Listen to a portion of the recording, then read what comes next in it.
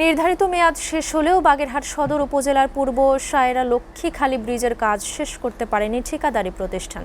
ফলে ঝুঁকিপূর্ণ কাঠের সেতু দিয়ে পারাপার হচ্ছেন স্থানীয়রা। এতে মাঝে মাঝে ঘটছে দুর্ঘটনা। বিষয়টি নিয়ে স্থানীয়দের মাঝে বিরাজ করছে ক্ষোভ ও অসন্তোষ। বাগেরহাট প্রতিনিধি পার্থ চক্রবর্তীর প্রতিবেদন। বাগেরহাট সদর উপজেলার বারাকপুর বাজারে শনিবার ব্রিজের দাবিতে মানববন্ধন করেছেন এলাকাবাসী। স্থানীয়দের অভিযোগ, কাজ না করে বিলের বড় অংশ তুলে নিয়েছে ঠিকাদার। এ সময় তারা ব্রিজের কাজ শেষ করার দাবি জানান। উনি ব্রিজটির কাজ না করে এই পর্যন্ত ফেলে রেখেছে এবং এই ব্রিজটির মেয়াদও শেষ হয়ে গেছে। ব্রিজটি নির্মাণের মেয়াদ শেষ হয়ে গেছে। এই সায়রা এবং লক্ষ্মীখালী যে ব্রিজের কাজ অনেকদিন যাবত এই অবহেলিতভাবে পড়ে আছে।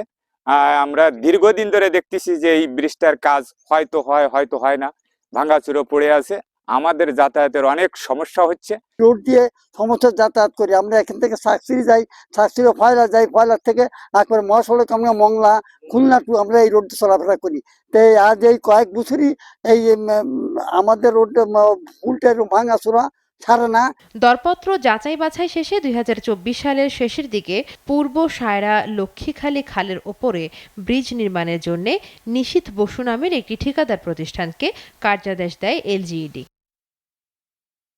চলতি বছরের 12 এপ্রিল কাজ শেষ হওয়ার কথা থাকলেও দৃশ্যমান কাজ করেনি ঠিকাদার প্রতিষ্ঠান। এরই মধ্যে বড় অঙ্কের বিল তুলে নেওয়ার বিষয়ে ঠিকাদারকে চিঠি দেওয়া হয়েছে বলে জানিয়েছেন এলজিইডির প্রকৌশলীরা। ওই কাজটা অনেক আগের কাজ।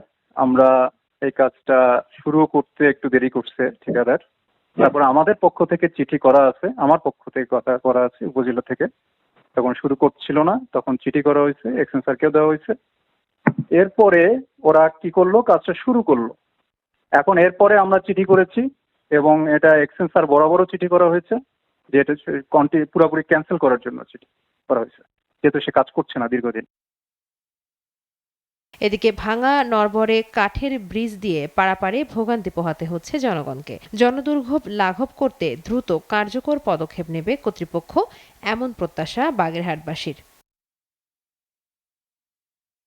এসিটিভি নিউজ ডেস্ক।